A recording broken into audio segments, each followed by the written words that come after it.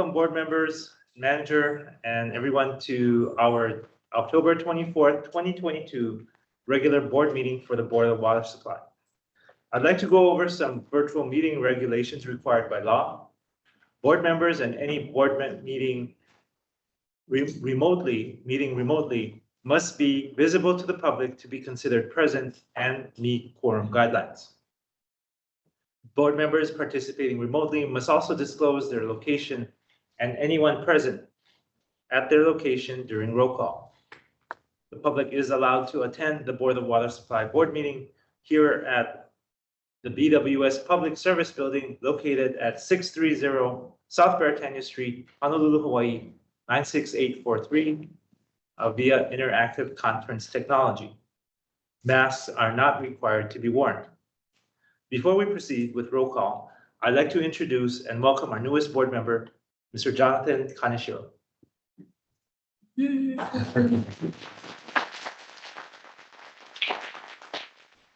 Let's take a moment to take a roll call of the board members.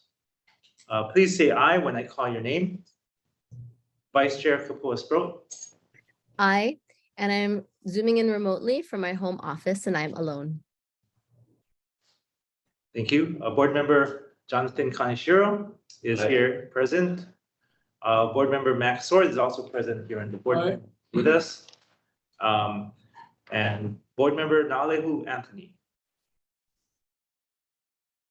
Board member Jade Butai.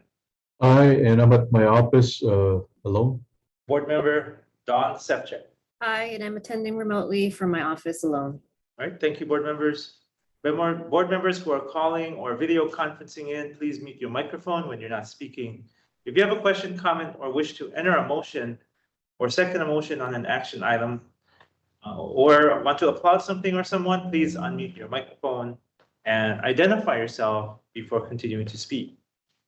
If you encounter a technical issue during today's meeting, please use the chat to send a direct message to our support team. Their names are listed in the message to all participants. To open the chat window, please click or tap on the text bubble icon toolbar.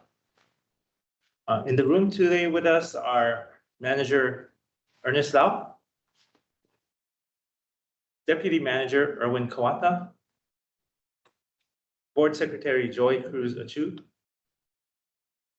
Manager Secretary Deanna Tyson, Information Specialist Stephen Nordstrom, and joining us by telephone, conference, or Zoom are Jeff Lau and Jessica Wong, both from the City and County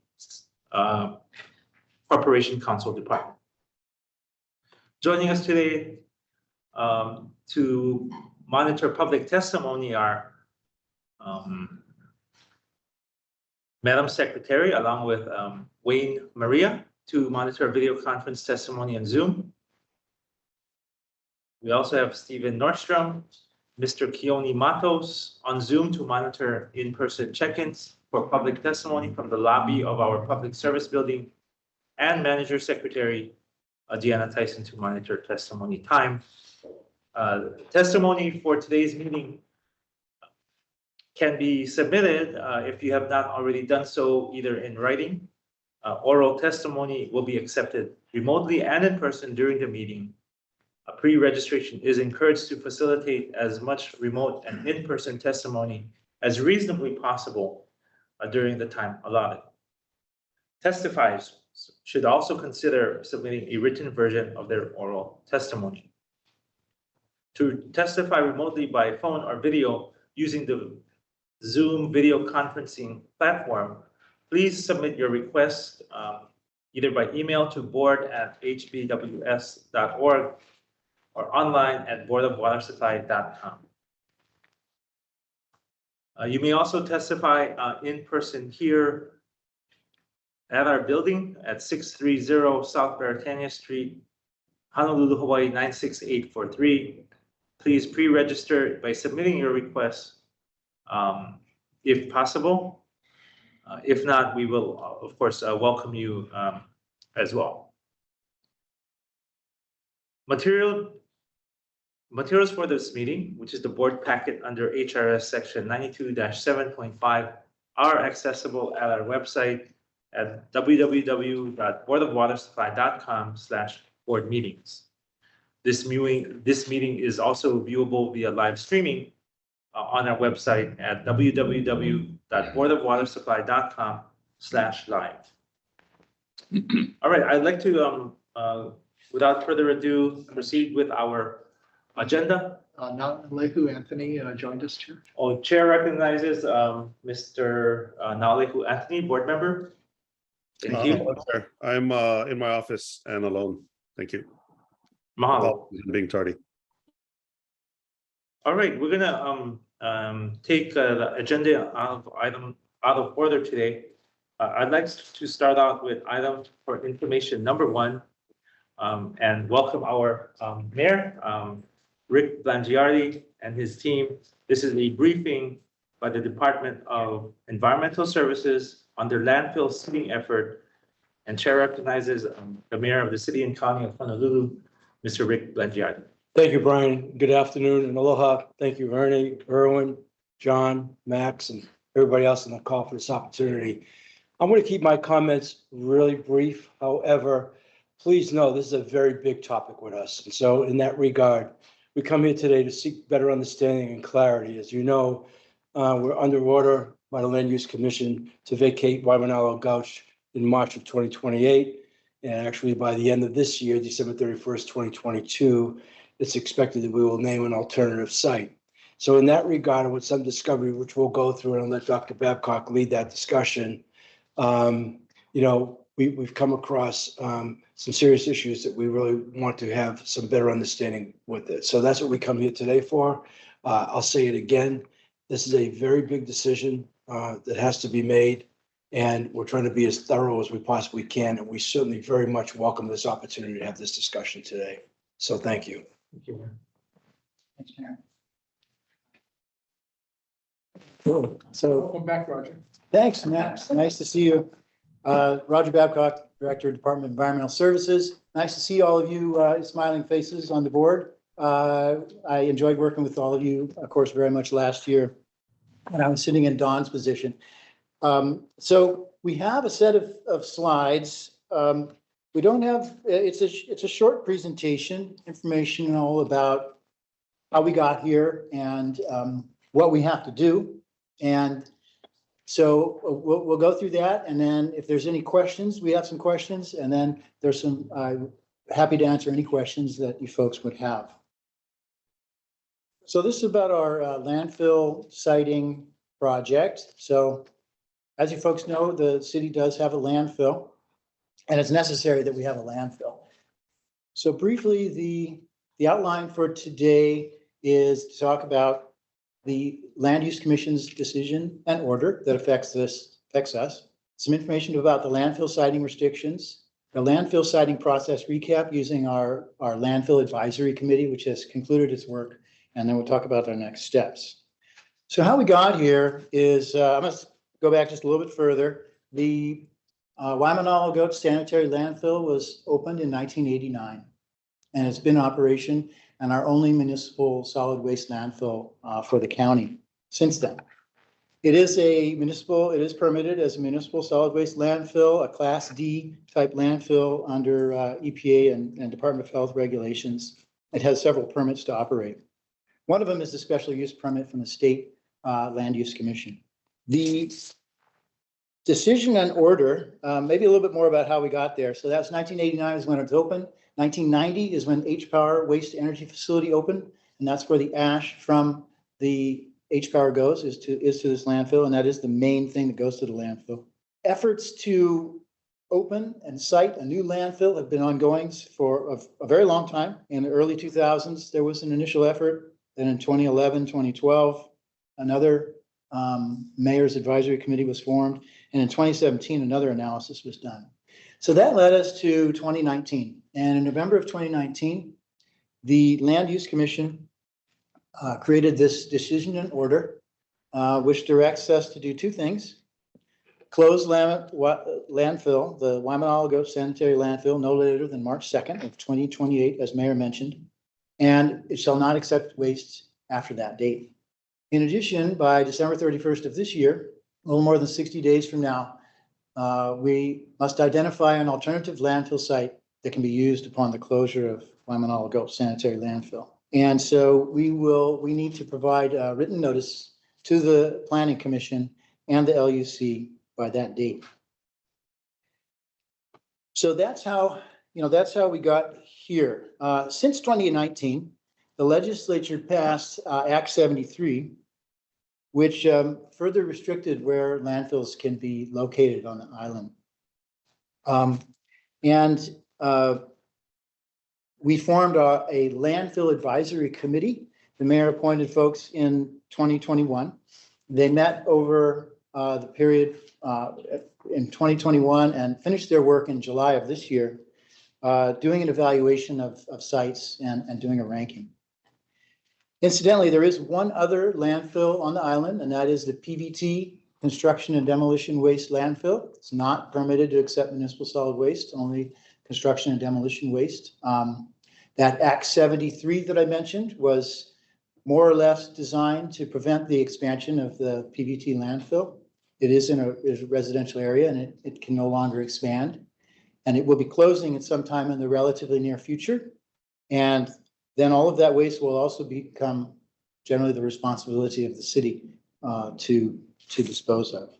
Next slide shows the siting restrictions that currently exist in various laws. The map on the right is an interactive map from our website, which shows the different restrictions in different colors, and it's an interactive map, so you can turn them off and turn them on individually and see how they play out. And so some of the obvious ones are tsunami evacuation zone. So all along the coast, you can't site a landfill where a tsunami would have an impact. There's also an airport buffer restriction.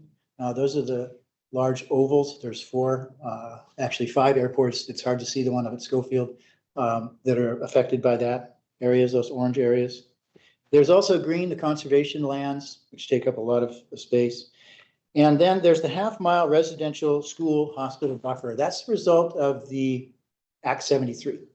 And those take up a lot of space all along the coastline and inland as well. And it is one of the things that has changed since the 2019 decision and order. So on this diagram, the areas that are in white are the unrestricted areas that don't fall in one of those other areas, including federal lands is also, we've excluded those. It can kind of be broken up into there are four sort of separate areas in white. I don't have a pointer, but two of them are kind of in central Oahu, and two are more towards the North Shore. So those were the restrictions that are in place. And so our landfill advisory committee was given a set of 6 sites, one in each of the 4 areas, and one of the areas has actually 3 sites. So there are 6 sites altogether, and they do represent each of the 4 areas so that it would give them some options all across the available areas. Okay, so the next slide shows what the LAC did. So we had 8 committee members that were appointed by the mayor in September of 21. They represented a diverse set of interests in the agriculture, regulatory, former Department of Health person, engineering, private, engineering, the College of Engineering, Native Hawaiian interests, and ecological interests. They held a series of 8 meetings over 9 months, as shown there from October through June. This covered the evaluation process and criteria determination. So they established the criteria and the weighting of those criteria. And then they did an evaluation process and scored them. It also covered all of the city's solid waste program, how landfills are designed and operated. They had site tours of our H-Power waste to energy facility, the Waimanalo Gulch Sanitary Landfill, and the PVT landfill.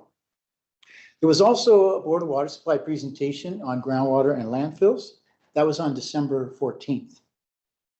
And then in July, they finalized their report. So in December of 2021, there was a lot of things going on with respect to water. And as you folks know, that was when things were really coming out about Red Hill. There was contamination, and there was people getting sick, and there was water shut not being supplied. So water was really on the minds of folks at that time, including the Landfill Advisory Committee, and and again, the Board of Water Supply was there, manager was there, deputy manager was there, and Administrator Barry Sagala was there as well. And so there was a lot of concern at that time, and that really hasn't died down that much. So there's a lot of concern about our water, and that did influence what the Landfill Advisory Committee ended up doing and recommending or not recommending. The Landfill Advisory Committee went through a process of evaluating the 6 sites and giving them a score. And those scores were totaled up, and then that resulted in a ranking. By the way, all of this information is available on our website. All of the actions, minutes, handouts, and audio recordings of all the Landfill Advisory Committee meetings are available on the website. It was all held in open meeting format. So these are the rankings, and the sites are shown on the right side, and they do fall in each of the 4 sort of areas that are otherwise unrestricted. Then what the Landfill Advisory Committee did is they, in consideration of the Board of Water Supply no pass zone, and the presentation was made by board personnel, they decided to pass a motion that they would recommend none of the sites. So their final report, which again is available on the same website, states that this is the ranking, and yet they recommend no sites. So that is where we are today. That was completed in July, and so we are here now at this point, preparing to take the next step, which is to comply with the decision and order. So the next steps are shown here, and what this is a series of questions, and to, as Mayor said, to make sure that we're clear on a couple of things as shown here. So these are questions. You can either answer them or consider them. We would appreciate feedback at either now or at some other point. And I can read them. Does the Board of Water Supply have legal authority to prohibit landfills within the no pass zone? If so, based on the manager and chief engineer's position that landfills should not be located within the no pass zone, will the LAC, which the LAC relied upon in making its recommendation, has BWS already exercised that authority? If it hasn't already exercised that authority, how and at what point in the process would the city seek such a determination? So we're asking these questions because we have just a little over 60 days to respond to the Land Use Commission. And so we'd be interested in any feedback we could get on that.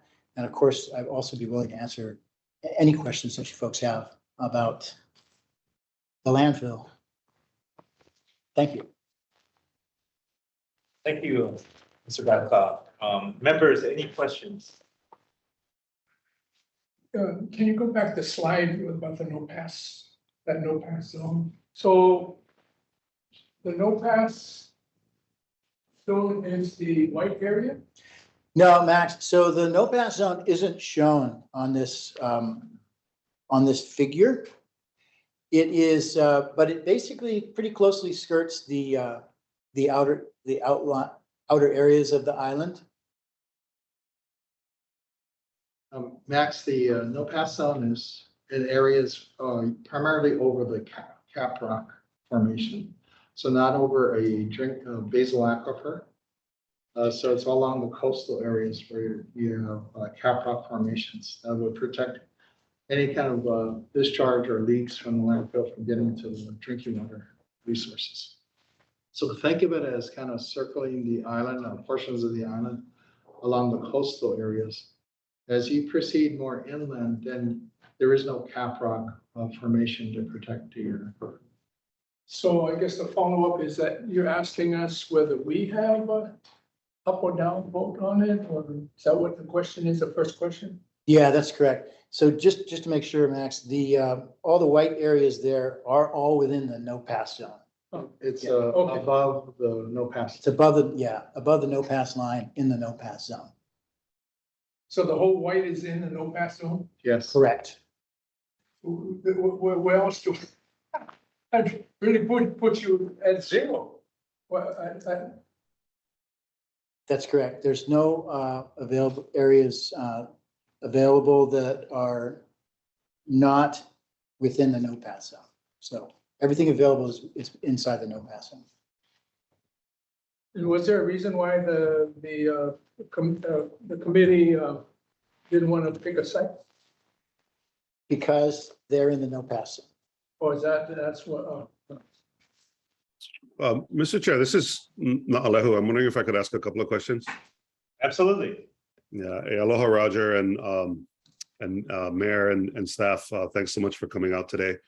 I have a question about this section up, which I guess is Dillingham Airfield up on the Kana Point corner that's zeroed out in orange as an airport buffer. Is that color under there white or pink, just below the blue dots encompassed by the orange? I'm not sure, Na'alehu.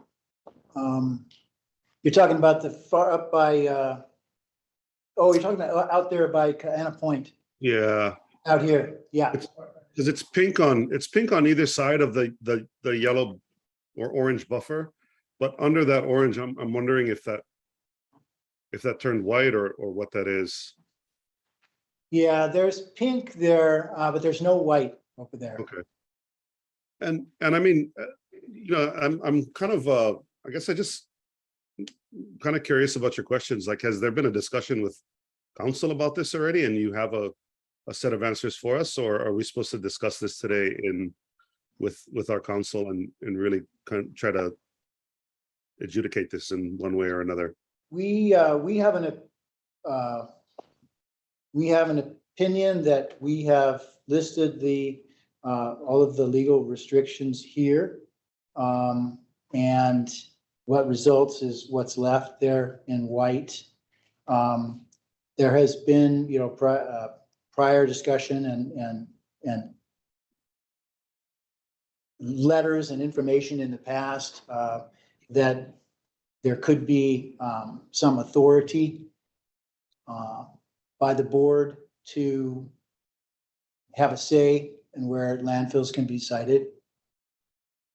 And we wanted to get clarity on that. And Yeah. whether we need to proceed with some other process before we go ahead with naming our site. Yeah, and I really thank you for the thoughtful deck of, especially going through the last 6 or 9 months. I guess now we're up to almost a year in terms of that conversation that ties to Red Hill. And I think, like, this is just my maybe a question back to you folks rather than, I'm not a lawyer. I'm not trying to practice law here. I guess my question is, like, 80 years ago, when there was a decision made to go ahead and put in 250 million gallons of fuel 100 feet above the aquifer, were they thinking about November of 2021 when some of that might spill into the aquifer? And that was done under, a whole different set of circumstances than what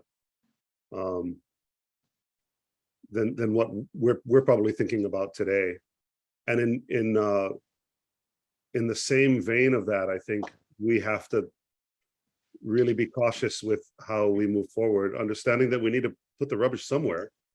But in, 80 years, is there going to be a similar conversation with whoever's at the helm of the Board of Water Supply, trying to figure out whether or not that was the right decision 80 years prior, wondering what we were thinking when we set this site, above an aquifer. Now, Leo, to that point, though, the one thing I would offer on that kind of projection is the understanding of today's technology and capability, to take nothing away from the incredible building of Red Hill, if you will, and what went into that, because it's still incomprehensible that in 1943 they could do that. And so none of us were there to hear those conversations of what they thought. But I have enough confidence in talking with Dr. Babcock that with respect to lining a landfill today, that we pretty much could absolutely establish the fact that that would be preventative from the standpoint of any leaching. And so I think that that's a consideration we would embrace, the extent, at least in discussion with all of you, that capability, with that very thing in mind, is to protect the aquifer. So in very simple terms, given no recommendation, given a land use ordinance that we need to make a decision before the end of the year, if we were to select the #1 rig site, which happens to be in Waipio, which would be in a no pass zone, could we come to an understanding that we would not be doing that with any kind of damage or threat to the aquifer based on what we know today and what we could do? Is that fair? That's sort of where we're at, and we just want to keep that in a discussion phase. As to, we have a land use order. We have a situation where, quite honestly, I think the other thing that's not been said here today, but there's a very strong feeling that not only should we vacate Waimanalo, but we would not do another landfill on the west side, which is the other thing underlying towards this thing for all kinds of social equity reasons, right? So this is really, like I said earlier, I kept my comments brief today, but this is a very big decision. And the clock is ticking and the time limits are what they are. Add to that the fact that the other dump in the landfill in Waianae is going to close, even creating greater burden on the city, which is going to impact our use in Waimanalo landfill gulch probably even faster. So. Thank you very much, Mayor Blangiardi. I believe Vice Chair Sproat has her hand up. Kupo? Aloha, Roger. So nice to see you again. Thank you for coming back. And aloha, Mayor Blangiardi and everyone else. I have a question actually in response to your questions. And first of all, I want to mahalo you folks for coming and having this opportunity to have this dialogue. I think it is so very important. And I really appreciate what the mayor shared about being sensitive to the concerns of the people on the west side and the many environmental justice issues that community has been dealing with for generations. I haven't been following this very closely, and so I'm wondering whether or not there was consideration about a district boundary amendment, because my understanding of part of the confusion and the issues around this process is that the special permit that was requested by the city and that would be required can only be for temporary use, and that was part of the issue. And so I was just wondering whether or not a district boundary amendment was considered, because I am hopeful that might be something that the LUC might welcome. I think I'm not prepared to answer that question. Our understanding is that the decision and order was formulated considering everything that had happened up until that point, and lots of dialogue and decisions and legal precedent that went into that. And so the decision and order was created, and we didn't have any basis to contest that then or at this point. Any chance of contesting it that occurred at that time in 2018, 2019. And so we have what we have, and our understanding is we have to comply with what's there. Yeah.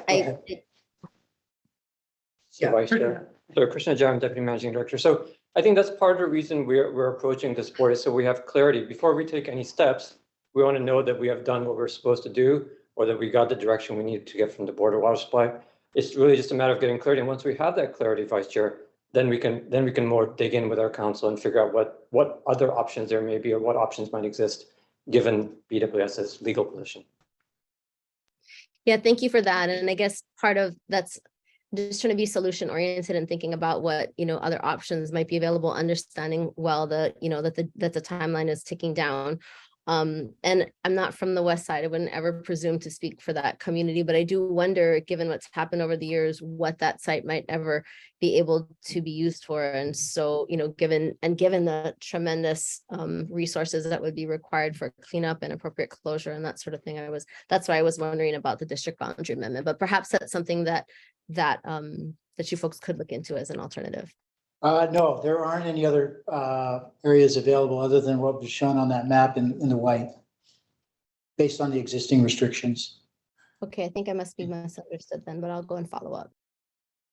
Okay. So even the existing Waimanalo Ghost landfill site, only the upper half of it is actually acceptable today if it was to be a new site. The lower half is all doesn't meet the residential property buffer limit. Right, that's why I was suggesting the district boundary amendment as a possibility, which would then have it be permitted. I think some of the issue was around whether or not the special permits could be anything more than temporary. But again, that's just my super limited understanding. I'm wondering if, given the situation, the urgency of this matter, and also needing to have to kind of consider, I mean, the question, do we have the legal authority? I mean, even as a legal professional, I'm not sure that I wouldn't be appropriate for me to render that kind of opinion.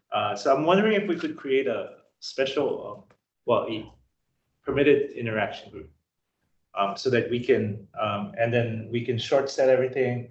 We'll try to work things out and work it with Corp Counsel, or whoever might be appropriate, and work towards a solution that, because I'm not sure that today, right now, and members, please let me know if you feel otherwise, but is anybody ready to take a position on this today?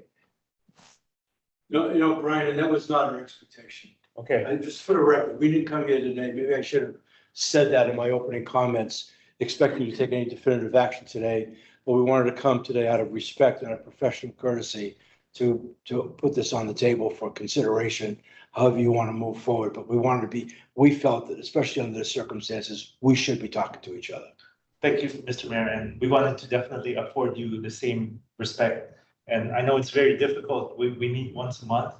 It's not going to be possible. So I'm thinking if we can form a PIG, that we can interact, as much as we want to, on the starting tomorrow, if you want, to try to work through this. Manager Dom? Chair, I know that's actually an action by the board. Right now, it's maybe Jessica can help me on this or help you on this. Yes. This item is actually an informational item only right now. I wasn't aware that we were the board thinking about creating a permitted interaction group. But maybe that question can be posed to Jessica to see if, even though this is on the agenda, but if the board's pleasure is to create a permitted interaction group, can the board take an action on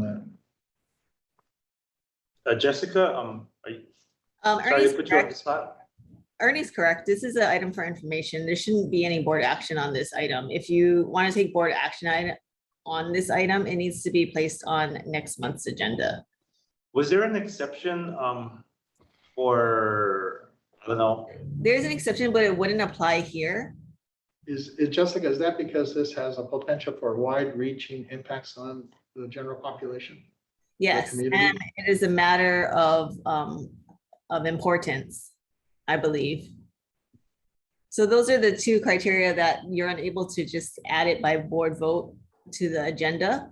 If it impacts a lot of people and if it's sufficiently important to the general public, then you cannot add it by vote to the agenda. It has to be under a properly noticed agenda. So 6 days before the Board meeting.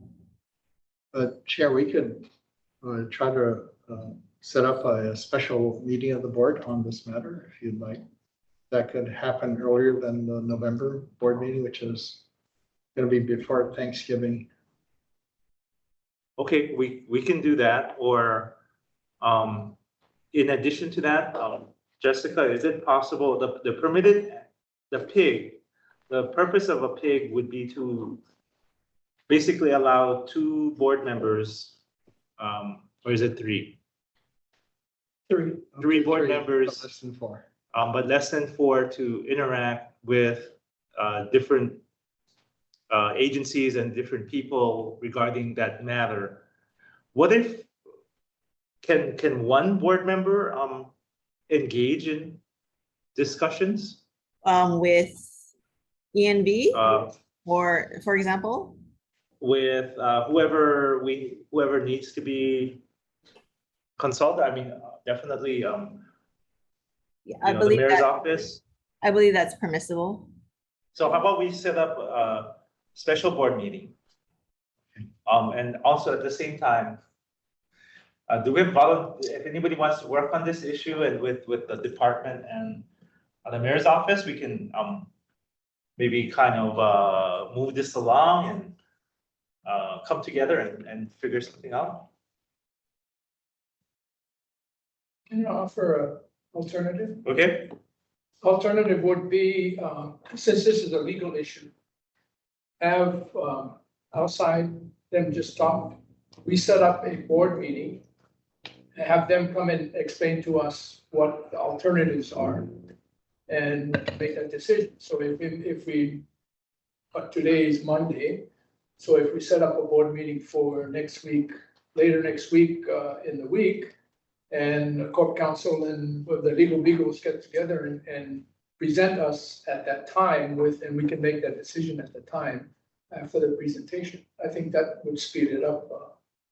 That would save us some time. It would save the mayor some time and his group to at least make a decision on a determination. Yeah, I think what's the earliest we can schedule a special board meeting?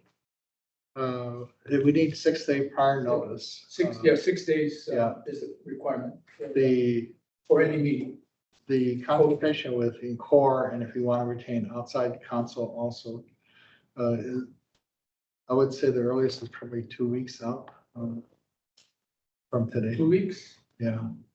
And Because if I may, Ernie, may I also suggest that in looking at scheduling, we consider both first an executive session with our attorneys and then and then a second.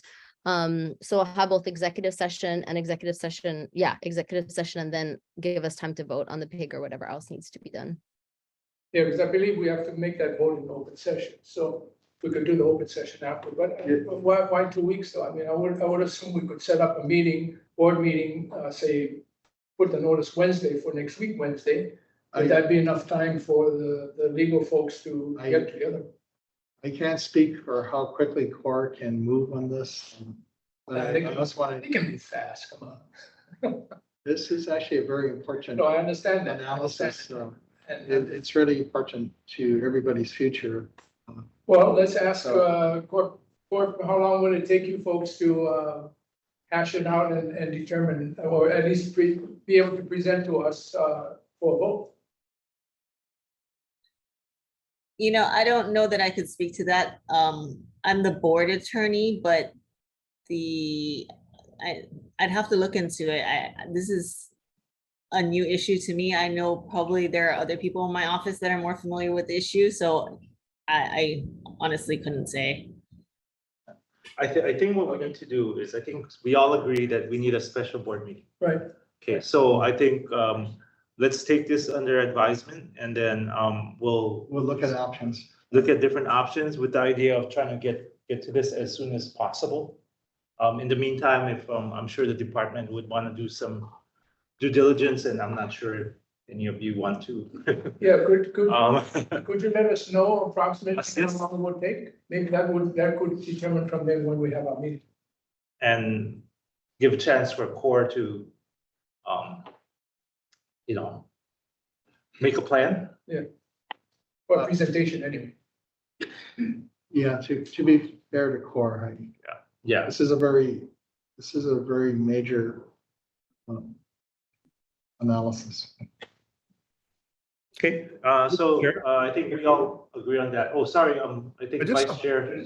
I just have a question, Mr. Chair, you know, to Mayor Blangiardi's point about coming as a courtesy and, you know, I'm wondering if we could put the slide back up with the 3 questions in it, but I'm wondering, like, you know, is there a, does our council have a sense of what the answer is based on either previous interaction or whether or not this has been asked of them in the past? I personally do not, but others in my office may have a sense of what the answer is. Okay. Jessica, is Jeff Lau on the line? Yes, he is. Jeff? Yes, hello. The question is, do we have a sense of what the answer is? Does BWS have legal authority to prohibit landfills within no pass? So the answer that we've discussed is that yes, the BWS rules and the charter provide that authority. I don't know how much we want to get into the specifics of that, Ernie, but there is Section 7-105 of the charter, which gives BWS the power to prescribe and enforce rules and regulations having the force and effect of law. This is in respect to the prevention of waste and pollution of water. And there's also a BWS rule and regulation section 3-301. I don't have that in front of me at the moment, but these are the statutory authority that we can review together as a group and discuss. Yeah, so Jeff, let's meet and follow up on the questions that have been posed to us today by Dr. Babcock, and then have that discussion with the board.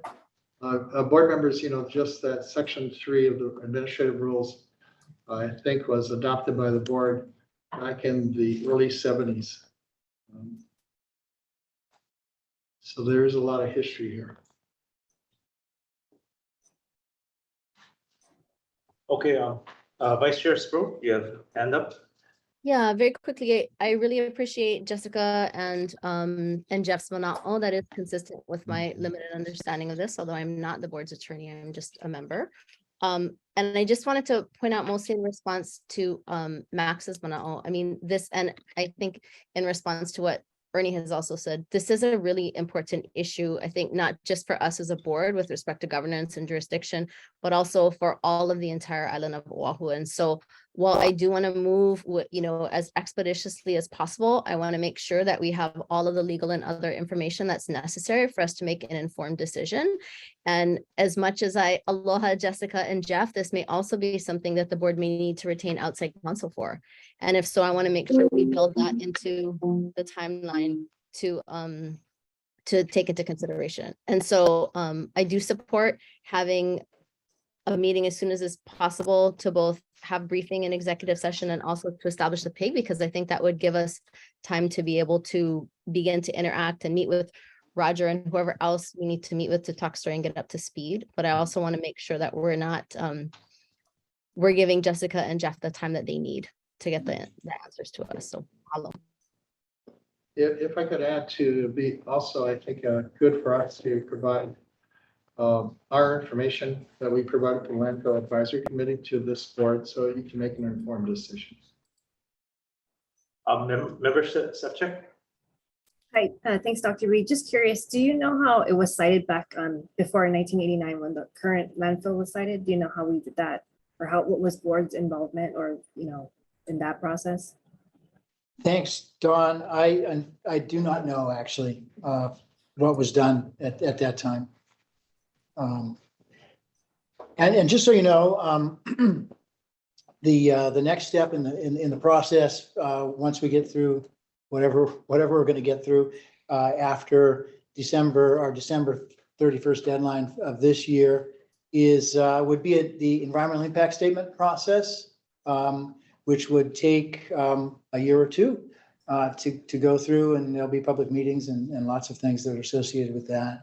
And then that, of course, would be followed by, assuming sites make it through that process, then there's procurement and design and construction and many things that have to happen before. So it's a rather extended timeline, but we are at a decision point according to the decision in order. So really appreciate the chance to give you this update today and to have this discussion. And I think it was very helpful for us, and I'd be happy to, answer any other further questions, if that arise out of it. So, yeah. May I ask a question? So I'm getting caught up, so it's very nice. Sure. And my question is just in the sequence of events in the selection. I understand in less than 60 days you have to make it, 60 days to make a decision, right, on where the proposed landfill is.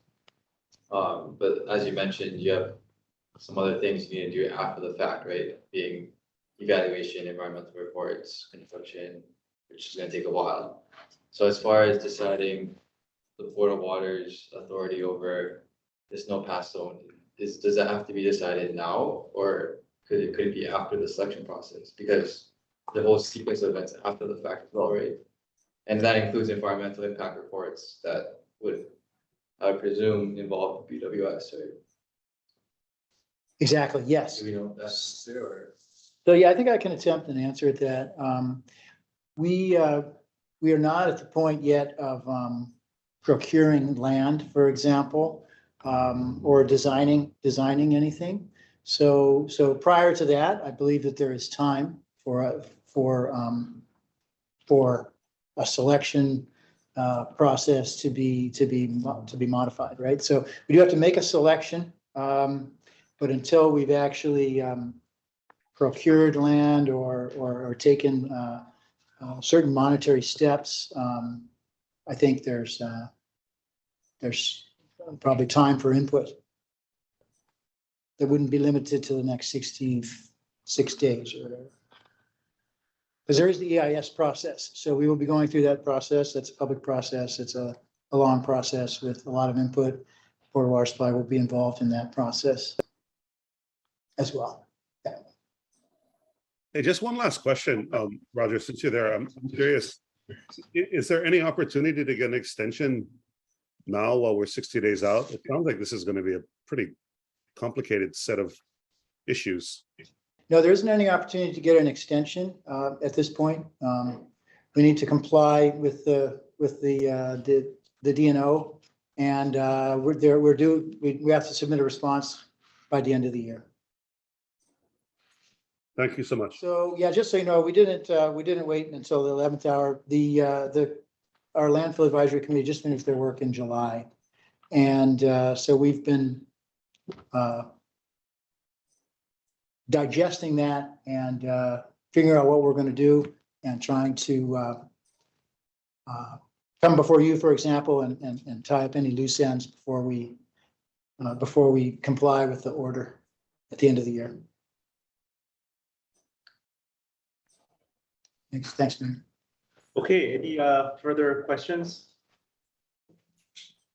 So I'll just sum up. Our plan is to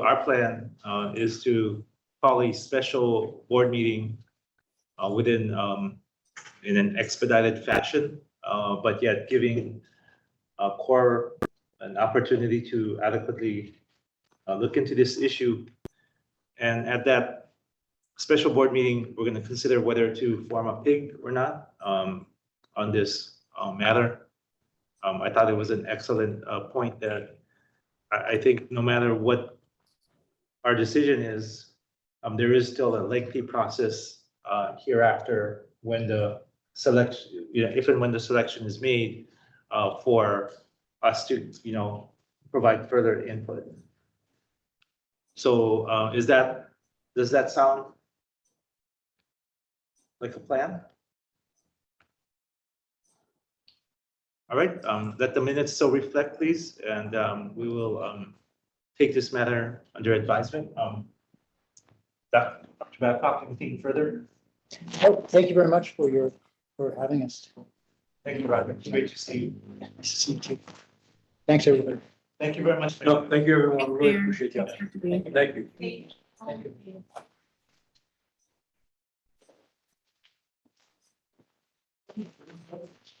you. And John, I think, right after me. Hey, John, I think that they were just affording us this discussion, presenting. I think they need to have that decision now than later, because that would clearly identify which direction they would go as far as land purchases, EIS, that type of stuff, instead of, yeah. So I think that's why this is kind of being pressured for us to take a look at now sooner than later.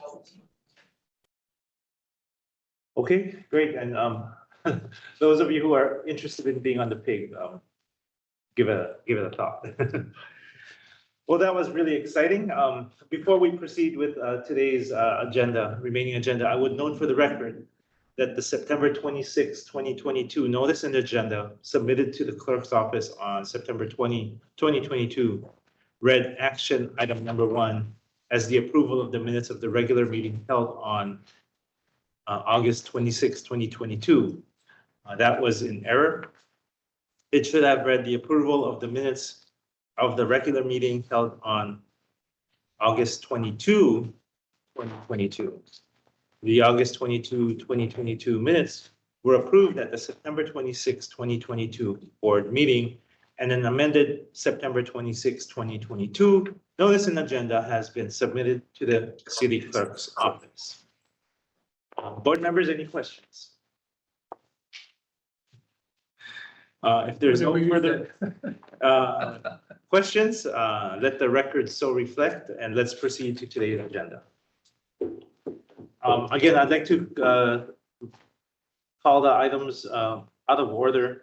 Let's go to the update on the Board of Water Supply's response to the potential impacts of the Red Hill fuel contamination. But before that, I'd be remiss if I did not ask Madam Secretary, are there any testifiers?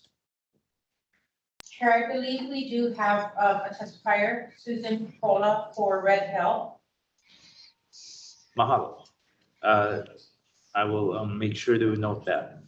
I will let the department proceed with its presentation. If you would let the testifier know to please hang on until after the presentation. We'll take her testimony at that time. Manager Lau. Thank you, Chair and members. We're going to share a short PowerPoint update on what's happening. This is looking down at Halawa Valley from above, kind of a bird's eye view of the valley. You can see the H3 freeway, the Moanaloa freeway. The black dots are the 20 tanks, underground fuel storage tanks built in 1940 to 43. Circled in red are the 3 Board of Water Supply wells still shut down as a precaution. Because under this whole area is a connected underground aquifer deep below the ground that contains our drinking water, our fresh water.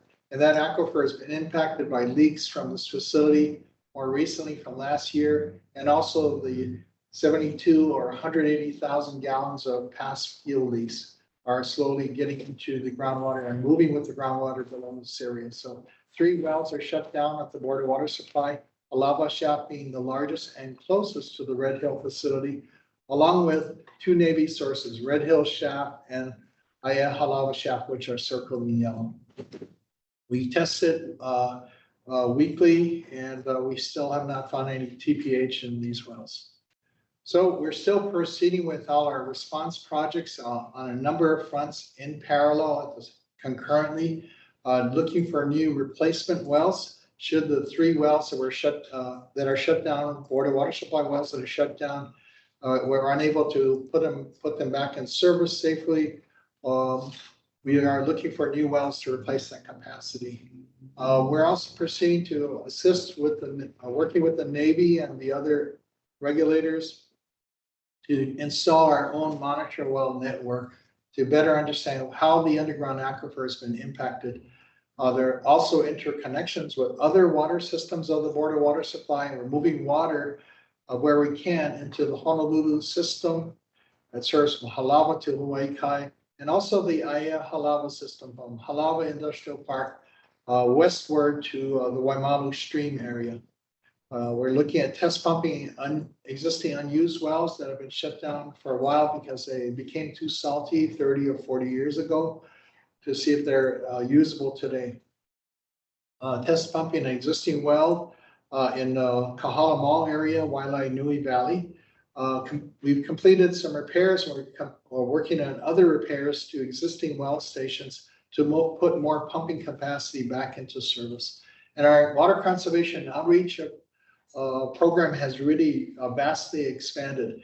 In fact, just last week, we had a good discussion with the Hawaii Public Housing Authority about using one of their public housing projects that the state owns on Oahu, and using it as a kind of a pilot project to look at improving water conservation and water efficiency and reducing leakage in that public housing project. So our investigation, as reported the other month by Mr. Oren Kawata, my deputy on water treatment technology, we hope to have something available, some findings by sometime next year. Longer term projects including new wells in the Ewa area, wells in Waipahu and Kunia and Waikele, and also we continue to work on the procurement for a new seawater desalination project facility in Kalailua.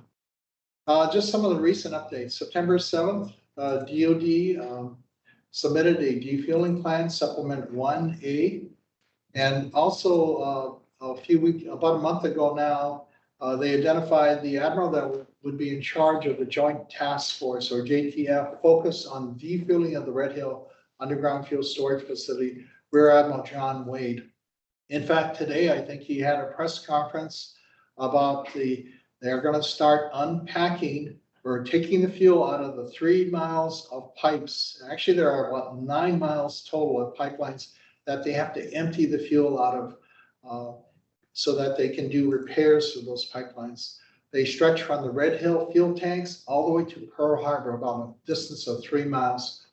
So multiply that by three pipelines, 16 inches in diameter, 18 inches, and 32 inches in diameter. They have to unload about 1 million gallons of fuel, and I think they're going to start that effort tomorrow. So we have to watch it very closely, and hopefully no more fuel spills during that process. So in table 6 of supplement 1A or 1 alpha, page 14, if anybody wants to look at that table 6, there's actually kind of a schedule there that's been agreed upon, apparently agreed upon with the Department of Health and EPA. And these are the major tasks within that schedule. And you can see the timeline taking out to the very last bullet on the bottom: approval to repack fuel lines and defuel the tanks. That's going to occur around February of 2024. So based on the schedule, it almost appears that there's been already agreement to target defueling the whole Red Hill facility of the 100 million gallons of diesel and jet fuel around mid-2024. And on September 28th, they submitted another supplement 1B or 1 Baker, 1 Bravo. And like I mentioned earlier, they're going to start defueling, unpacking the fuel lines or taking the fuel out of the pipelines tomorrow.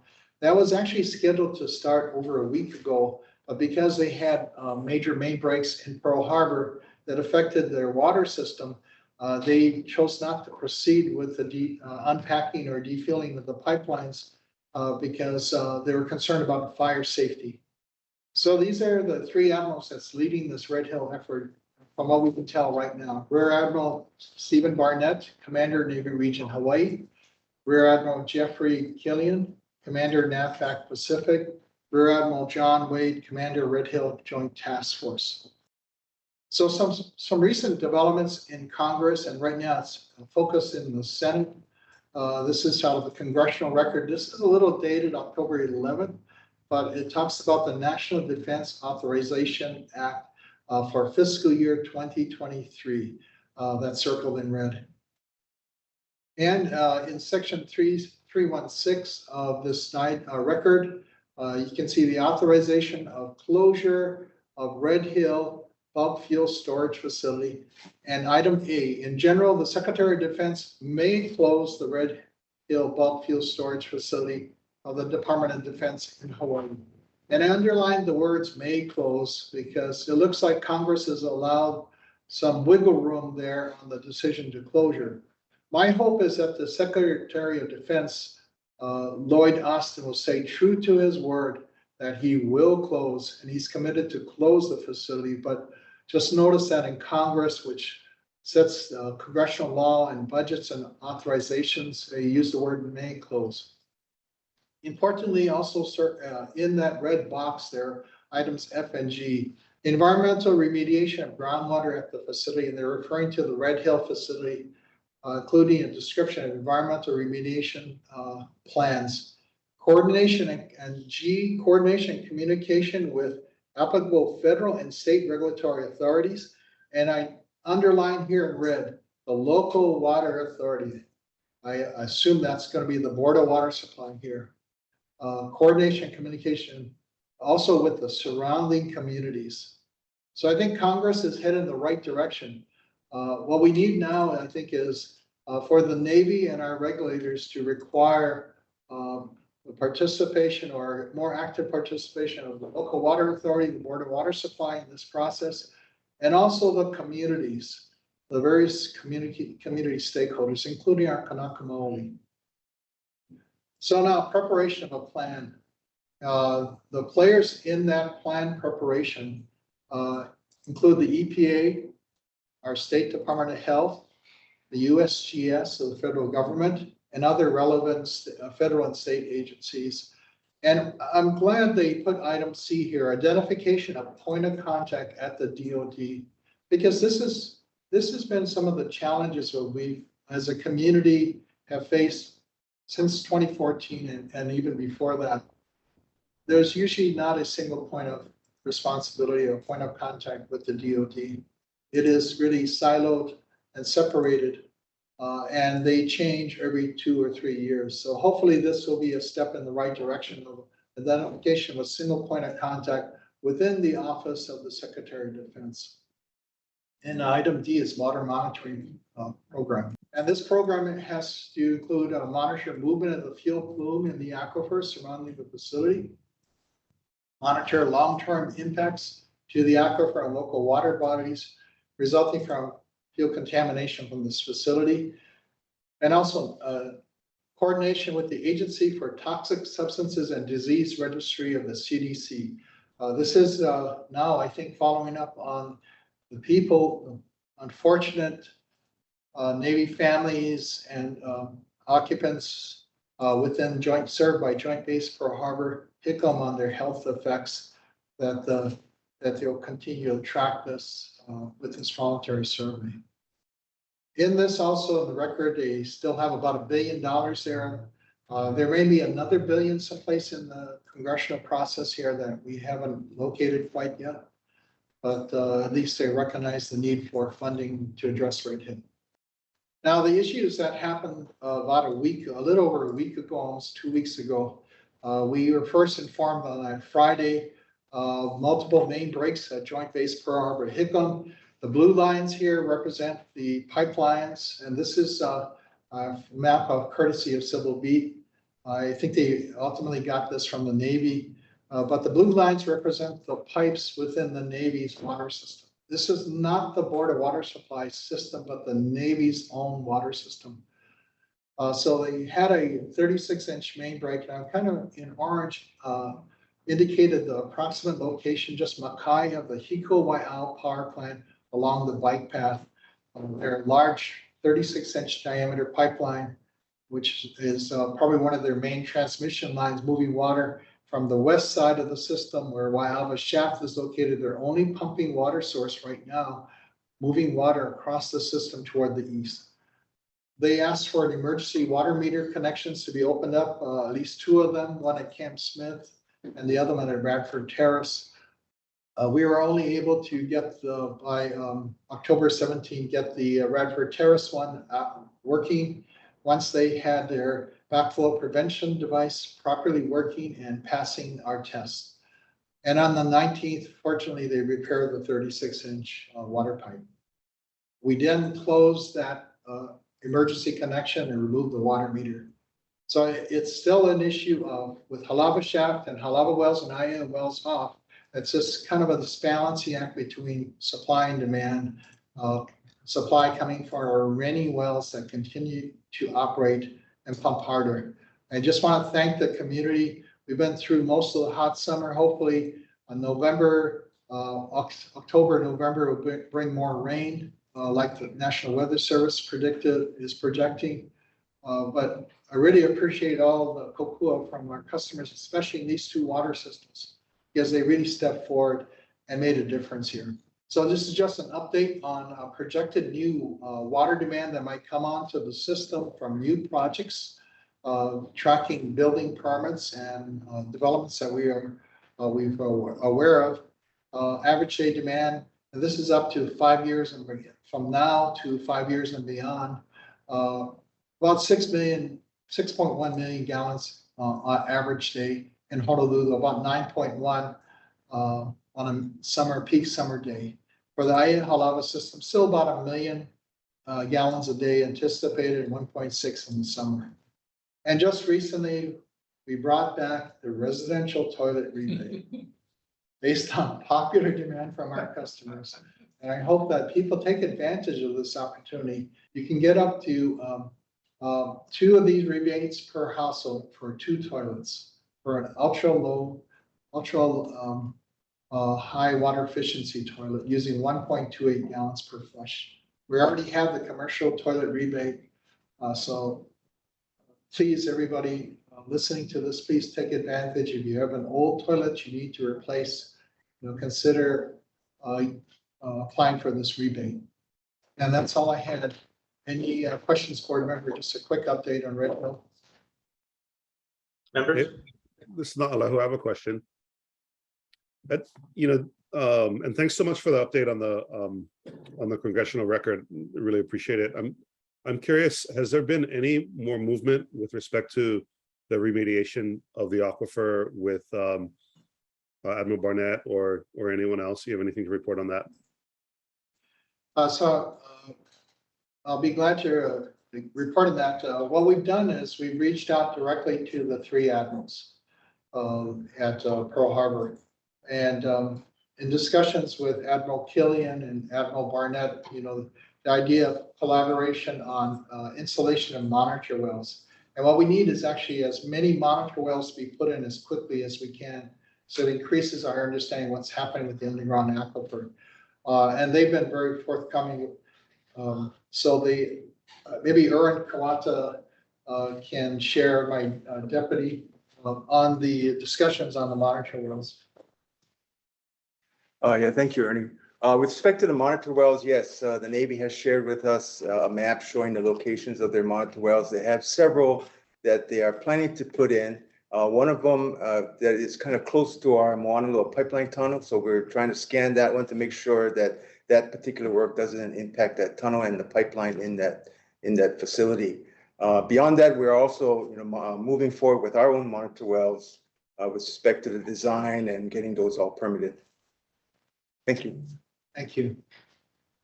During the emergency water main break conditions, they had up to 4 or 5 main breaks in Pearl Harbor within a few days of each other. We've exchanged contact information. So through that weekend, from that Friday when we first got notice, I was getting emails and text messages from our Admiral Barnett directly. Their request for assistance from the Board of Water Supply. So I think it's important. The situation we're in is because of the Navy, but I think for the good of the community, we have to find a way to try to work together for the benefit of our community. Yeah, I'd like to interject on that. So I'm really proud of, I think, what we did in that situation. You gotta be magnanimous. And you can't forget, what happened, and the ultimate, goal here is to remove the fuel. But I thought when I read about that in the newspaper, I was really proud to be part of this organization. So thank you. Yeah, there's still 93,000 people that depend on that water, and although I think what we did with the emergency connection was just a small benefit, but really I think it points to the how fragile or vulnerable the Navy's water system is, and that breaks like this, that water supply, we deal with this all the time, and we're experiencing how to deal with it. We have capacity and redundancy, but the Navy doesn't. I didn't realize how extensive the network was. Their water system is pretty spread out, Yeah. pretty large service area. So do we have problems in, when we repair ours that theirs get affected? I mean, they don't run parallel to ours, or they're off, I mean. Some of it comes close, but like, for example, that 36-inch cast iron pipe that they had that broke, which was installed, I think, in 1951, from what they tell me, it's along the bike path of Pearl Harbor. So right along the shores of Pearl Harbor, it's probably fully submerged in salt water. Salt water. Our pipeline is over Malca on Hammond Highway. They still get submerged with high tide but we're in the public right of way. So if there's a break, you have easy access to it. Their infrastructure also crosses under Pearl Harbor. Yeah, I see that. Ford Island to different Pearl City Peninsula, to across the mouth of Pearl Harbor to Iroquois Point area. So they have a lot of pretty old infrastructure, and some of it's in really inaccessible places. Well done. Thank you. It's a team effort for everybody. That's all I have. Thank you. Members, any further questions?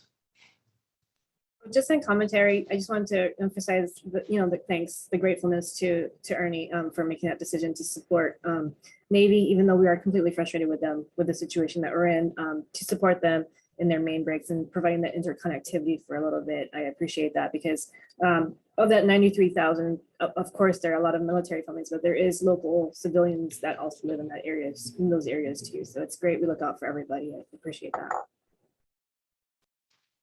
Yeah, and we're gonna need a lot more of that with the new issues that are facing us. It's all about coming together as one community. But thank you again. If I could say one thing, I'm making it very clear to the admirals.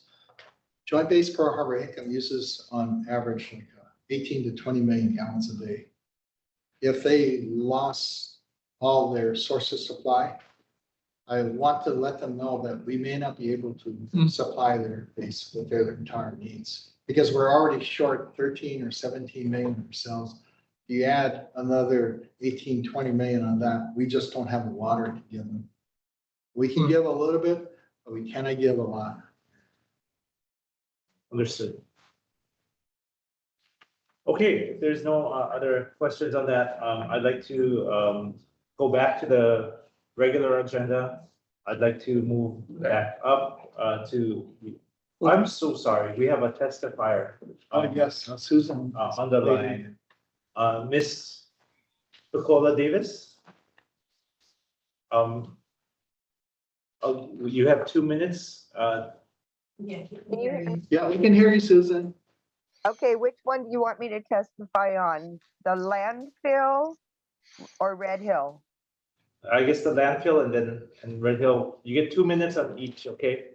I hadn't even planned on listening to the landfill. And I'm not there today because I'm coughing. And so I did not want you to be around my coughing. So the landfill the information that was provided was great. And I was listening to Jessica's recommendations and the following of the Sunshine Law, because I'm notorious for making sure that all boards and all committees follow the Sunshine Law. And that's exactly what she was doing for you all. So I didn't have to call OIP. And the extension request, if they're still going to be discussing things, there's probably an extension possibility. Most boards or committees like to just say no because they want this done by December 30th. However, you all are noticing how important it is to make this, to actually discuss this first and then make a decision. So I'm glad that it's going to be put on a special meeting agenda.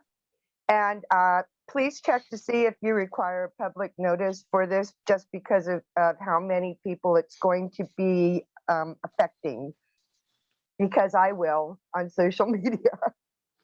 Okay, that's it for the landfill, but it is Thank you. very important. Now,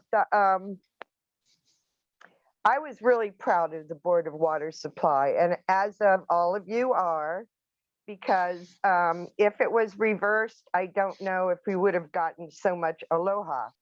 It's good to hear that monitoring wells are being planned or being set up. I think the goodwill reinforced the community's trust in the Board of Water Supply. And as Don brought out, and I want to reinforce this also, there are many civilians out there, and the upside was the Navy was giving out water, and the downside was they were leaving out the civilians and still until a hoo-ha went on. So they did get water. The only issues that really happened that aren't even your Kuleana is about the schools. And I know you guys you can't do anything about it, but just as information that sometimes what they're doing, and everybody thinks they're doing a great job, they're leaving people out. Lastly, congratulations to Mr. Kawada for your appointment as Deputy Director, and I'm done testifying for today. Well, thank you very much, Ms. Fukuola Davis, for keeping your comments brief today. Thank you very much, and thank you for submitting written testimony. We each have received your submission. Mahalo. All right. I'd like to move to. We have another testifier on the line, Meredith Wilson. Okay. Chair recognizes for the testifier on our item number 2 for information on Red Hill, Miss Meredith Wilson. Mine kind of echoes everything that you guys have been talking out already. But I just wanted to thank this board and the entire BWS operation for their sometimes thankless efforts throughout other years. Normally when water main breaks happen before, the text alert would come through my phone and I just assumed it was getting taken care of by you folks, and I rerouted my morning traffic to get to work. Municipal workers are truly unsung heroes. Now I obviously don't know the full extent of that 36-inch main water break and the Navy system that recently sent the 93,000 users yet again without clean water. But I noticed during that span of time, yes, BWS had a 24-inch main break, and from the outside, it went on without a hitch, even when they had few customers impacted. Then after fixing you guys' old system, he graciously supplied that emergency connection to the Navy system neighborhoods with low pressure. To me, this is that full definition of what Susan just mentioned, my favorite word that I learned when I was living in Hawaii, kuleana. You put aside that you were the only fully capable entity left out of that 2015 AOC, that you're rarely given field data on time, if at all, from the Navy, that Mr. Lau and others on your team have been ringing those alarm bells about Red Hill for years to no avail. And then when a crisis called, you saw fellow people, families in need, and came to the rescue. That was your responsibility, your kuleana. If only the Navy felt that same sense of responsibility for its own people, and most importantly, the land that sustains the life on it. A question I'll leave you with is that if BWS were to in the future experience a boil order, the need for a boil order, like the Navy just did, would you use the same on-island third-party lab to lift that order? And how would you ensure bacteria and other contamination is clear for your customers' confidence in their water? Is this another example of how Hawaii needs an EPA-certified lab in this state? Thank you guys so much for what you do day in and day out, for being those unsung heroes. Thank you very much for those very kind words, Ms. Wilson. I believe there was a question in there. Yes, Meredith, we have our own laboratory microbiological lab So we would run our own test because we want to make sure we get the test results back as quickly as we can. So for biological contamination, we run it through our own laboratory, and they perform thousands of tests each year to ensure that our water is safe and meets all drinking water regulations. Thank you, Meredith. Mahalo, Ernie. We are going to then continue on with our agenda. We will go back to the top of the agenda for the items requiring board action. Item number 1, approval of the minutes of the regular meeting held on September 26, 2022. May I have a motion to approve? So move. Second. Thank you. Moved by member Sword, seconded by member Sepchek. Are there any corrections, amendments, discussion? Hearing none, I'll call for the vote. All those in favor say aye. Aye. Aye. All those opposed say nay. Motion carries. The minutes are unanimously approved for September 26, 2022. I think John to abstain, yeah, because he wasn't there. I should abstain, right? Yeah, I'll note. You're gonna abstain. Yeah. Yeah. So please have the record so reflect. Thank you.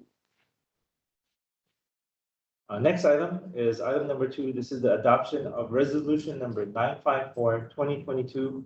This is for the acceptance of a gift to the Board of Water Supply from the Hawaii Data Collaborative to assist in the Red Hill Data Services in communicating Red Hill impacts to the community. Manager Lau? Thank you, Chair. We recommend adoption of resolution 954, 2022. This is a gift from the to provide data services relevant to identify and communicating impacts of recent field leaks from the Red Hill Field Storage Facility. The Hawaii Data Collaborative, HDC, has offered to assist in those services, and they include geocoding, measurement wells, scripting to prepare electronic data deliverables for data analysis, data cleaning, and data preparation for ArcGIS. Create ArcGIS web map and layout for the audience to load data into ArcGIS web map, develop web map functionality, final data and ArcGIS map ability checks, transition data transposition, and ArcGIS products to the Board of Water Supply team for ongoing use. HDC has actually done work for various agencies, including the Department of Health. And I think board member Naalehu Anthony, thank you for arranging the opportunity to meet with them.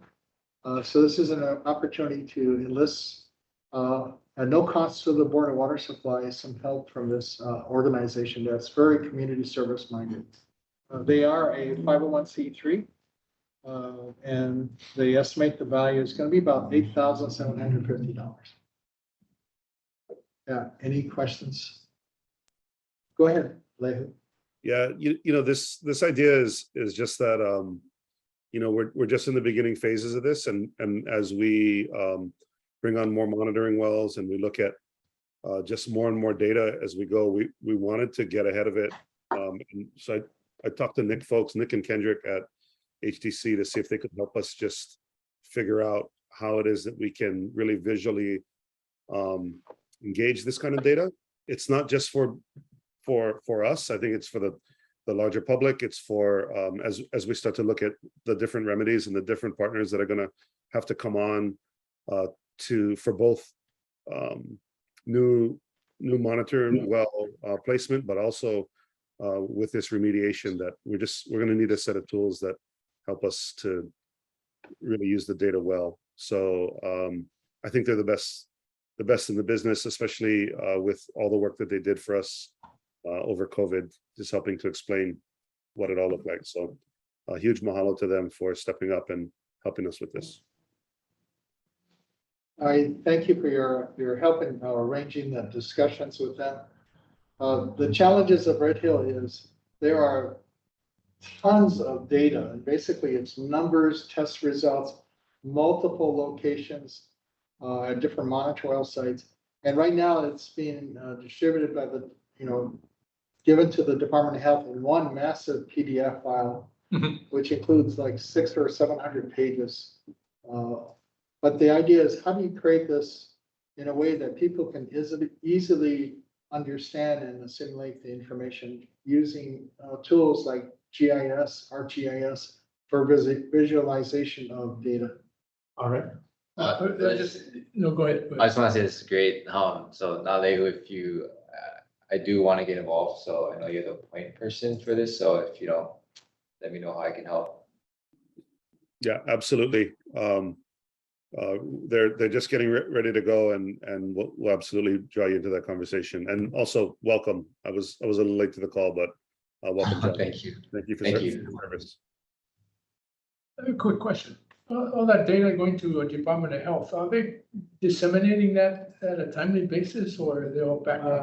I think as soon as they get it, when they get it, they post the massive PDF file on their webpage. So then you have to open up this PDF file. And then go through it. 600 or 700 pages in it. So how do we make it easier? Because it's such important information, what's being found at different locations, what are the trends on different contaminants, and how do you relate that geospatially to that area, and people can see what's happening. So I think this effort is very important. Yeah, so now, is that what HDC is gonna do? Or will they take that information from the, because that's pretty massive. I mean, that information is pretty massive, for the average person to Yeah, actually, disseminate. if I could ask Erwin to explain the electronic data deliverable that we're requesting from the military. Yeah, the electronic data deliverable is essentially a large Excel spreadsheet Yeah. that has all the information by columns. So it's very easy to sort in Excel, the data, and then you can actually look at it alphabetically. You can look at it by concentration. So that piece of information is normally what we send to the regulatory agencies that ends up inside of their database. So getting that would be the easiest way to look at all that information in a very coherent and simple way. Yeah, no, I was just thinking about the average Joe on this, that one, that looking at that and going, just scratching their head going, what the heck? Yeah, that, even that for the average person, the lay person, it would be a challenge. So something like this initiative is going to help simplify it down tremendously to make that information much more readable and user friendly. Yeah. Basically online maps that they can drag their cursor over and get the data, or pull down menus and make it easier for them to see. Okay, go for it. Thank you. Thank you very much. Any other comments? If not, please convey our appreciation to the collaborative for their. Chair, we need an action to Okay. approve the. That's right. That's right. Okay. May I have a motion to approve, please? So moved. Second. Okay, moved by member Sword, seconded by member Putai. Any further discussion? Hearing none, all those in favor say aye. Aye. Aye. Thank you. All those opposed say nay. All right, motion carries unanimously. Please give our regards and thanks to the collaborative. Thank you. Moving on to the next item. This is to authorize a public hearing to consider the Board of Water Supply's water shortage response and recovery plan. Chair recognizes Mr. Barry Usagawa. Thank you, Mr. Chair. Yeah, we're recommending that the board authorize a public hearing to evaluate and consider a resolution to adopt the water shortage response and recovery plan in the November board meeting. The plan is attached, and I've presented pieces of it during the Red Hill updates and previously, and I'm available for any questions. Thank you. Members, any questions? So Chair, we also presented this draft plan to the two stakeholder groups that we have at the Board of Water Supply, our stakeholder advisory group, which has now been in operation for 7 years. And also more recently, we had our first meeting of the commercial stakeholder advisory group. And we also shared with them presentation, and we'll be distributing the draft reports to them for their comment. Okay, thank you. Is this available? Can this be available to us to review in advance? Yes, we'll be sharing with all the board members, and we'll be posting this on our website and getting that information out to the community. Okay, is this in response to Red Hill, or is it just, was this just? This is actually kind of, Red Hill created a unique condition where it wasn't a drought where the groundwater levels were dropping and our low groundwater plan could be implemented. This is a contamination of a water source that's impacted a number of wells and reduced our well pumping capacity. So this plan is in a way in response to the Red Hills situation, but we tried to take the approach to have it for broader use. Baron, maybe you can explain some of the broader uses of this plan for not only addressing source contamination issues. Correct. It's really how how contamination can remove some pumping units from the system. It also addresses if there's infrastructure disruptions that could reduce our available supply, as well as if drought were to affect our sources to such degree that they're not available for to meet our max state demand. And in those cases, it provides guidance to reduce water demand through progressively restrictive recommended actions, declaring an alert or a critical water shortage condition, and that would trigger a number of actions to reduce water use through voluntary and progressively getting to mandatory actions that would be available to ensure that people don't run out of water, basically. So. All right, thank you for the background. If there's no other questions, may I have a motion to approve the authorization?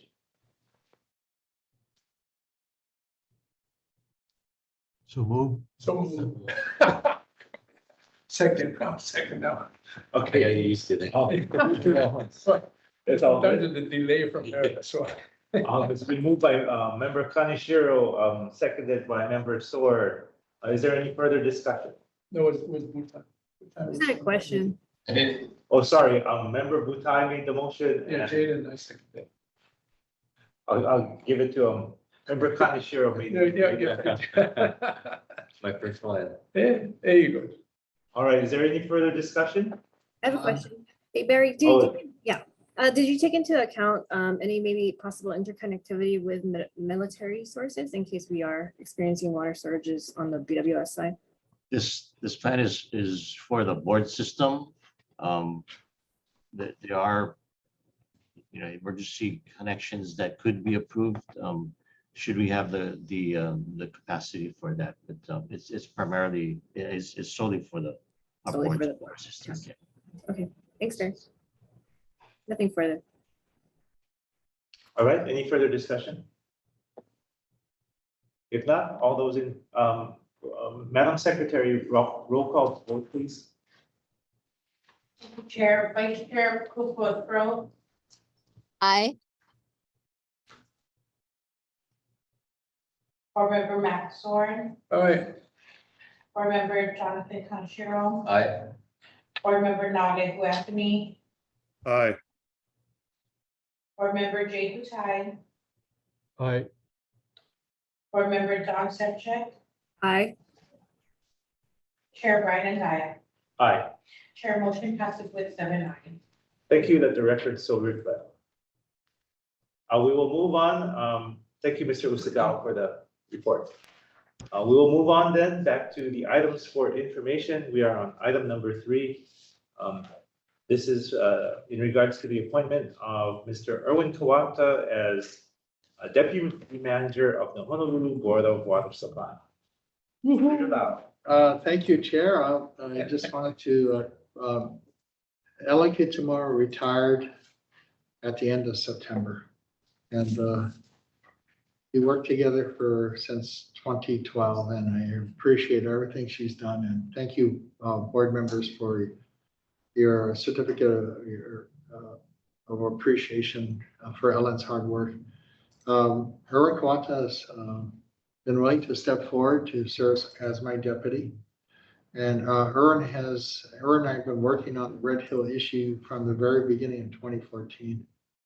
And it's a matter, I think, that will be in front of us for years to come, and a very important issue for us to deal with. So I think Erwin will do a great job as my deputy. He has 40 years of experience with the Board of Water Supply. And Erwin, would you like to say a few words? Sure. Thank you, Mr. Lau. To Mr. Lau and to the board members, I want to thank you all for this opportunity to an honor and privilege to serve. It's been a great one. I've worked with Ernie on Red Hill since 2014. I learned a lot, and I'm looking forward to continue to work with Ernie. I've been in the office now for about a week, and I wanted to thank the manager's staff for helping me with that transition, to Dee Dee and Kim and Joy for making that week very, very pleasant.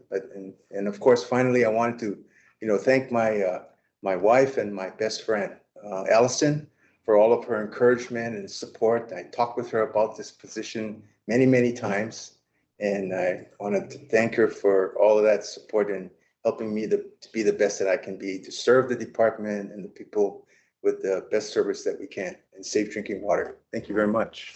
Thank you, Erwin. Thank you, Erwin. Congratulations. Thank you.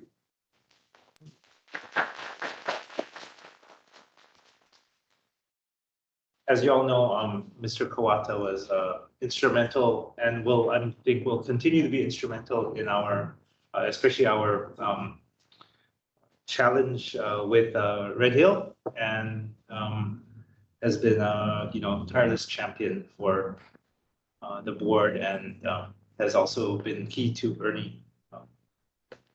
Ernie's success. Well, it's a team effort, Chair, and Erwin's really doing most of the work. So, thank you.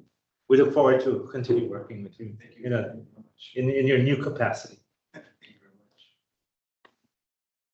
Okay. Erwin, did you step forward or did you get your arm twisted? Good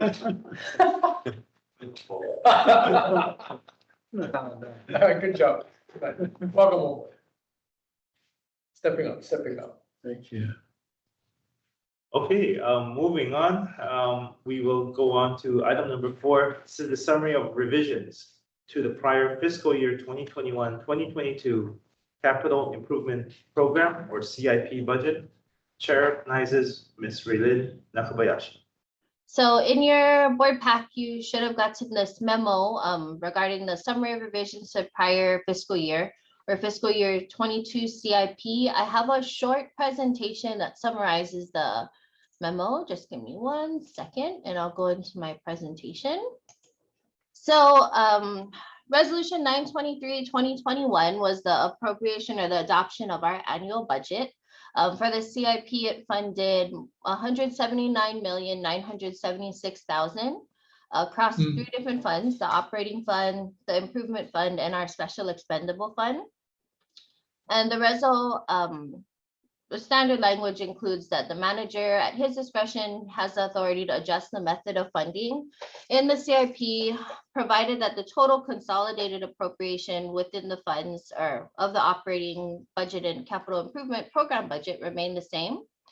So the first time, I guess, manager exercised that authority was budget amendment number 1, and that reduced the funding and project item number 33 and increased funding in the project or contract adjustments account. Then we were back before you in, I want to say September, August or September, because we needed to do a formal budget amendment. So budget amendment 2 was a formal budget amendment that required the board's approval. Again, the budget stayed the same at 179,976,000, but this did modify the CIP program to include a new project, project line number 3A, which was the installation of monitoring wells in Halava Valley due to our Red Hill situation.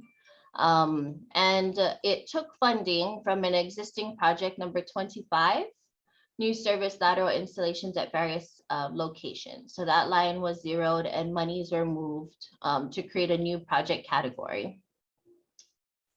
Budget amendment 3 was what we call like a memo adjustment, another one where we're just shifting around but not changing the bottom line or the CIP program. So amendment number 3 reduced funding in project number 3 for the Newtown Ridge and Royal Summit reliability improvements. This funding was for the first step, which is the environmental assessment, but based on the timing for construction, it was determined that we could defer this in fiscal year 23 and not affect significantly the construction timeline. So we moved that funding again to the contract adjustments account. Budget amendment number 4 was another memo type adjustment. This one reduced funding in project line number 3A, which is the one we came before you with budget amendment number 2. At that time, it was determined that 1 well would be pursued and not the 2 that we are potentially funding. So the excess funding was moved to line item number 44, which required additional funding, and that was facility repair and renovation. Just justification continued. And then project line number 18 in budget amendment 4, the funding for here was deferred. This project was not ready to go in fiscal year 23, so the monies were moved into the contract adjustments account. Budget amendment number 5 increased again project line number 44, which was for facility repair and renovation. And it deferred funding from existing project line number 39, which was re-roofing at our Honolulu water recycling facility. The additional funds that were needed in project line number 44 were related to our Waialainui well condition assessment. This was to establish or evaluate if Waialainui could come back online as a production source.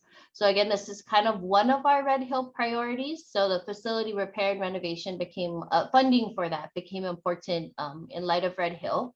So we moved money to that line to be able to take care of those things in fiscal year 22, sorry, we're in 23 now. And finally, budget amendment number 6 was kind of housekeeping. This is still operating funded. We had originally identified project line number 48 as operating funded, but potentially SRF eligible. The project was not SRF eligible, so we used the operating funding that was appropriated for it just as operating funds. We did not attempt to get a SRF loan for that project.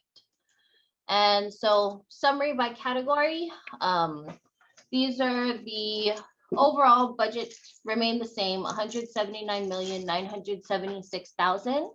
And just so you can see kind of where we were moving monies around to, we added to research and development, added a little in renewal and replacement, but mostly decreased the renewal and replacement. Capacity expansion, there was just a shifting of funds, so overall remained the same. Construction cost index remained the same, and the contract adjustments account is just where we were putting all of that funding that was no longer needed for current projects. So that total went up. And if you have any questions, I'll be happy to answer them. Members, any questions? Yeah, Ray, I have one real quick one. Amendment number 4. Amendment number 4.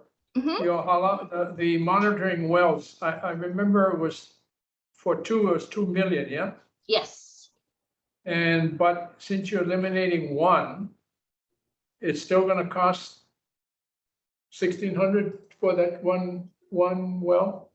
Oh, I apologize. I don't have the cost off the top of my head. 1.6 million, sorry. No, I don't believe it was 1.6 million. At the time of budget amendment number 4, though, we knew it wouldn't cost 2 million for one well. Sorry, I should have looked up the final cost for the one well. But yeah, so we took what we needed, only the 350,000 to make the Wailanui well test or condition assessment project happen. It was far less than the 2 million though. And I apologize, I can come back to the board later with the final costs on what we call Site H well. I'm sorry? Oh, we call that monitoring well Site H that we H. awarded. So yes, I can come back to the board. I apologize with the total cost for the one well in 22. It was not 1.6 though. Okay. All right. Thank you. Right, members, any further questions? If not, thank you very much, Ray, for the report. Thank you.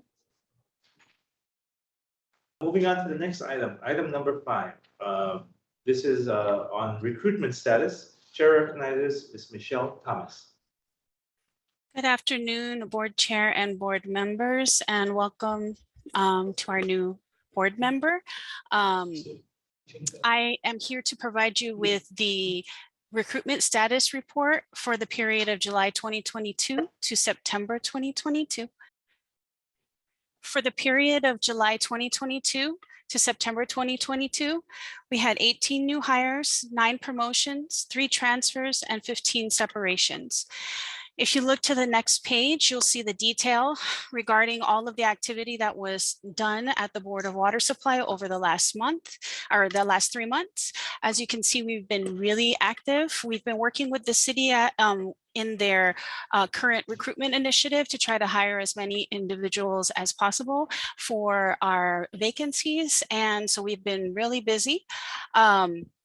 If you have any questions specifically about any of the details within this report, I'll be happy to answer any questions for you. Quick question. Are we participating? I know the city has their recruitment, whatever you call the fair. Are we participating in the private sector fairs? Yes, we are. We actually just recently participated in the UH School of Engineering job fair. We've also been participating in a lot of virtual job fairs as well. And we also did participate recently in the city's most recent job fair that they had at the Blaisdell.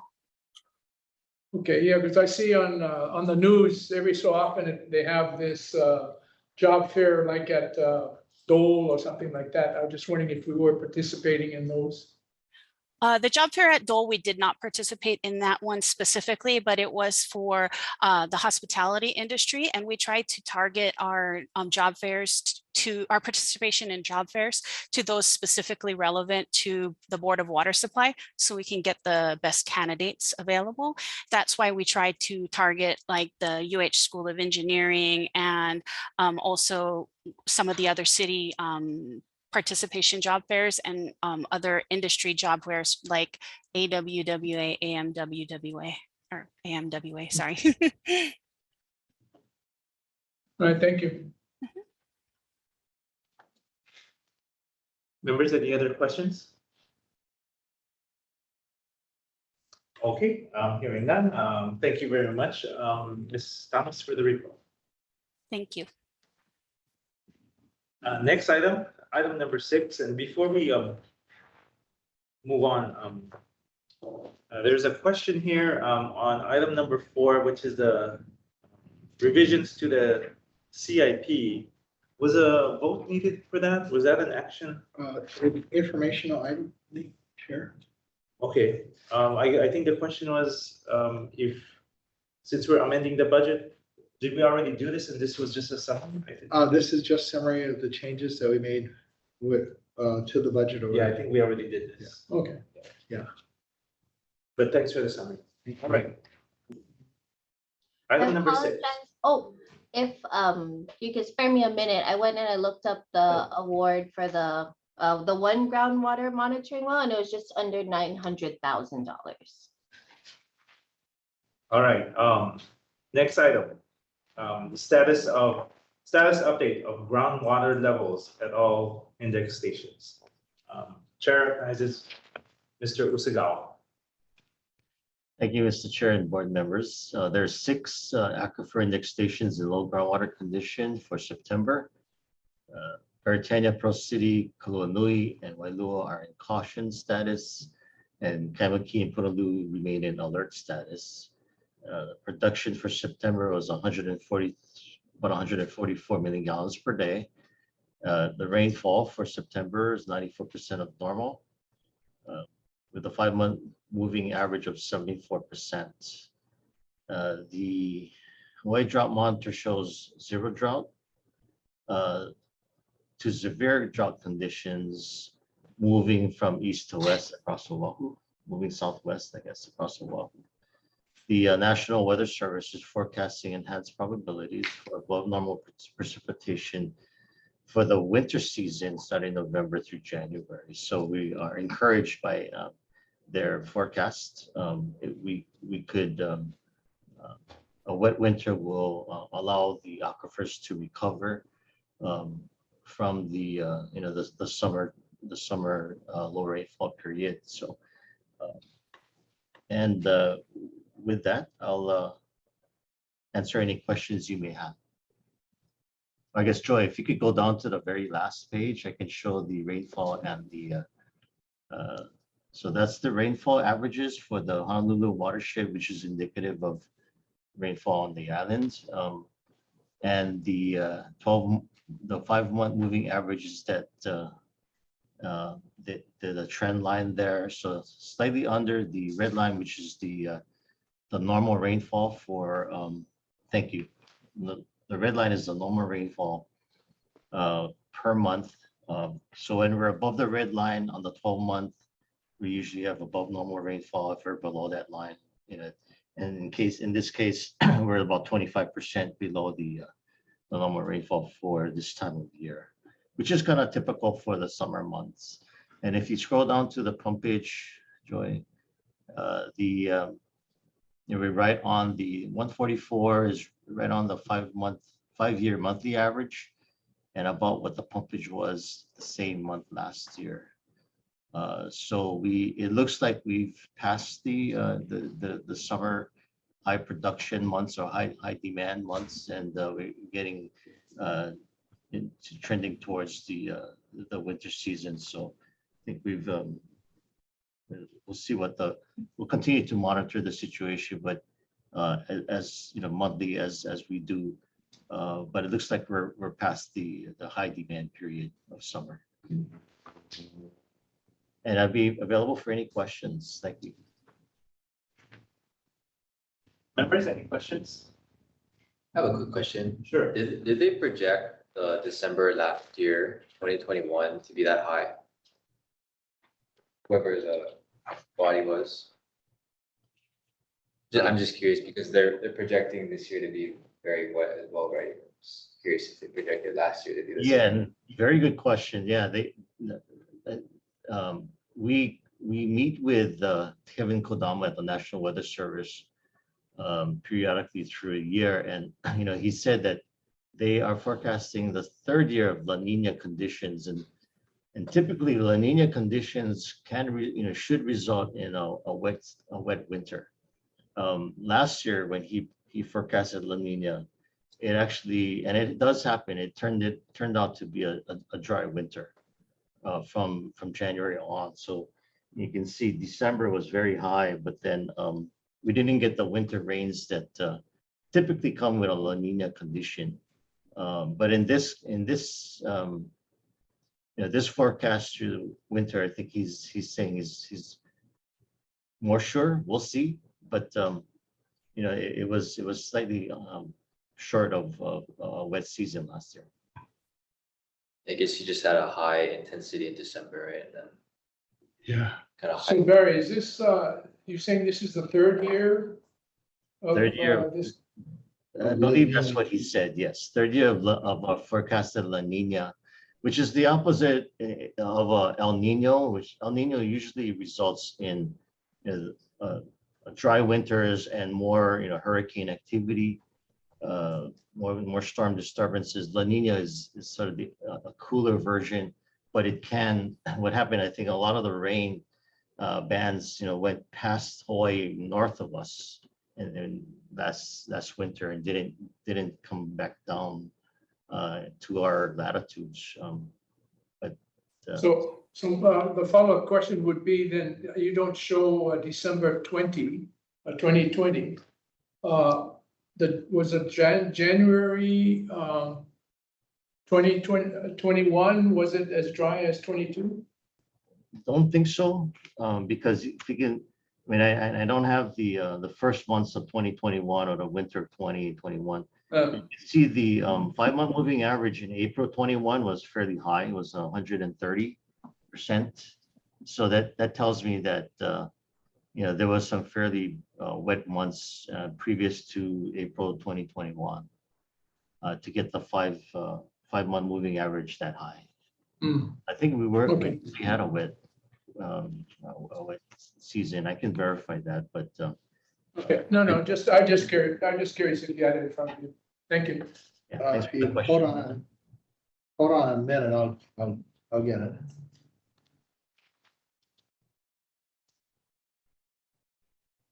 Yeah, I think, John, you just moved back this year, right? So we had a major rain event early December. Last December.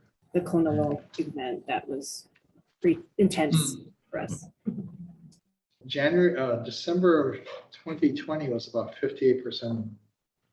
Oh, wow. Yeah, so sometimes really wide fluctuations. Yeah. These intense storm systems move in and dumps a lot of water on us in a short period of time, so. We don't like that. We want consistency, right? Yeah, well, good flooding damage, but slow and steady is actually better for recharge. Yeah, no runoff. Yeah. Capture it. Okay, any further questions? All right, we'll move on to the next one. Thank you, Mr. Usagawa. Thank you. Item number 7. This is the water main repair report for September 2022. Chair recognizes Mr. Jason Nikaido. Okay, good afternoon, board chair and board members. This is the water main repair report for September 2022. In September, we had 37 main breaks, and that is consistent with previous years. And that brings us to a total of fiscal year to date of 108 main breaks, which is also consistent to where we were in previous years. This is a list of all 37 main breaks in September. I want to point out we had one large diameter main break on old Kalaniana Ole Road in the Enchanted Lake area, 36-inch pipe, and that pipe was damaged by a contractor. And this is our leak detection report for September. We investigated 25 points of interest, which is a location where there could potentially be a leak. And that brought us to a total of 82 for the year. And from those 25 investigations, we found 47 leaks, which brought us to a total of 169 for the year. And that is also consistent with previous productivity from previous years. That concludes my report. Are there any questions? Jason? Yes. Yeah, Jason, if you could share, we have a new board member, Jonathan Kanashiro, about our satellite leak detection approach. Okay. So we have a contract with a third-party vendor in which they provide satellite imagery or satellite analysis of our entire 2,100 mile system. From there, they gave us points of interest where through their algorithm, they feel that there is a possibility of a leak at that location. The approximate accuracy is about 600 feet of any location that they give us. And through this program, which we started using, I think this is about the third year we started using. We have investigated approximately 1,000 points of interest from satellites out of about, I believe, 1,500, which has greatly increased the accuracy and the efficiency of our leak detection team. In a sense, we are covering the entire island in one shot, as previously we would just go kind of neighborhood by neighborhood. So the satellite is like our first pass analysis, and then we'll do boots on the ground to kind of focus and investigate those specific areas for leaks. And then once we find a leak, we will assign it to a field crew to be repaired. The satellite imagery can detect chlorinated water on the surface of the ground, or even up to maybe is it about 6 feet? meter? Yeah, 6 feet.